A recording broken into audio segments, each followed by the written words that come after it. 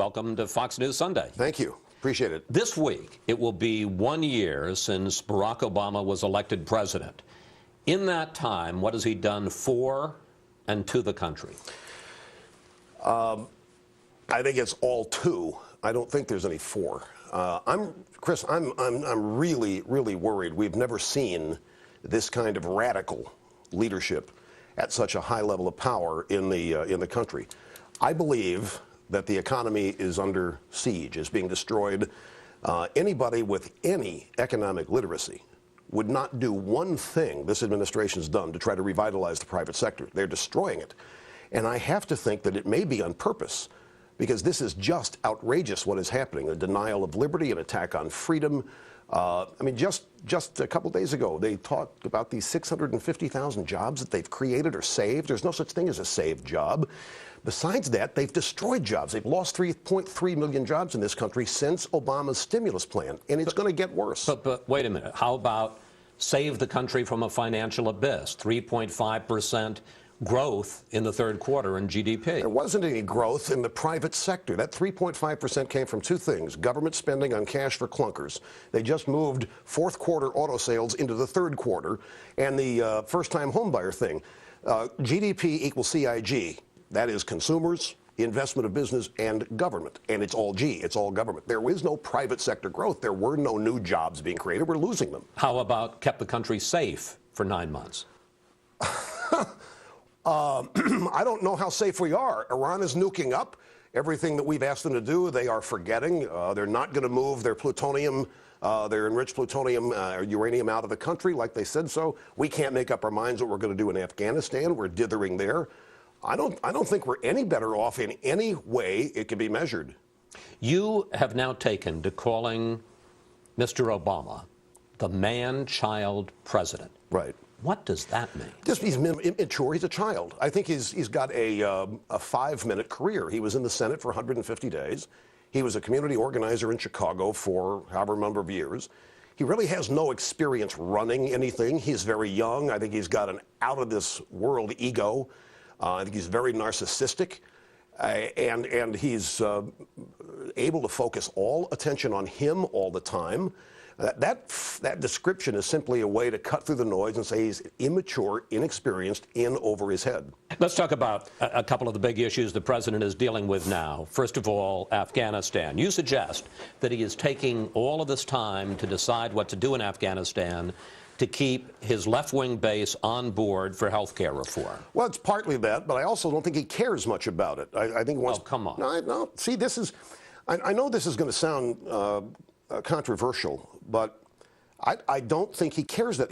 Chris, if he cared about... We've got soldiers and their families worrying about what we're going to do. The general on the ground said we need some more troops. The policy that he implemented in March, he now doesn't like, and is trying to figure out how best to make everybody happy here politically, on his side of the aisle, and also for his image. You know, Democrats have a tendency to be seen as weak on defense, so he's battling with that. But again, if he cared about victory, remember he said about Afghanistan, victory is not something he's comfortable with, the concept.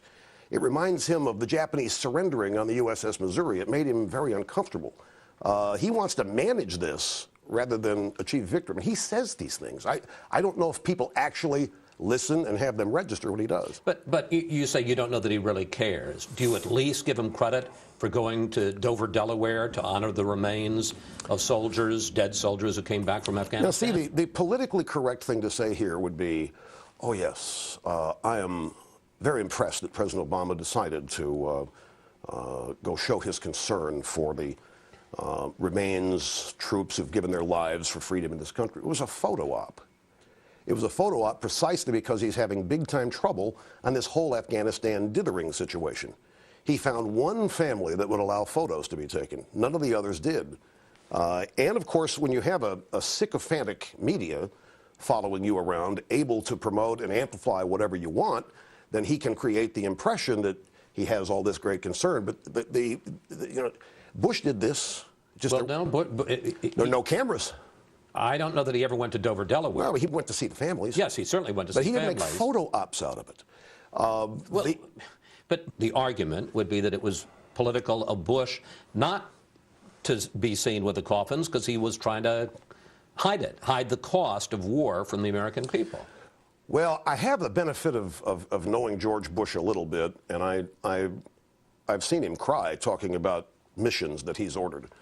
I think he has a great, profound, deep respect for the families of all military personnel, those who have died. And he's not going to use them. But you don't think that Barack Obama has a profound respect for our soldiers and the families that are giving the sacrifice? Chris, throughout the Iraq War, it was Barack Obama and the Democrat Party which actively sought the defeat of the U.S. military. They convened hearings and accused General Petraeus of lying. They said the surge would not work. Harry Reid stands up, waves the white flag. This war is lost. Jack Murtha is out saying our Marines at Haditha are guilty of rape.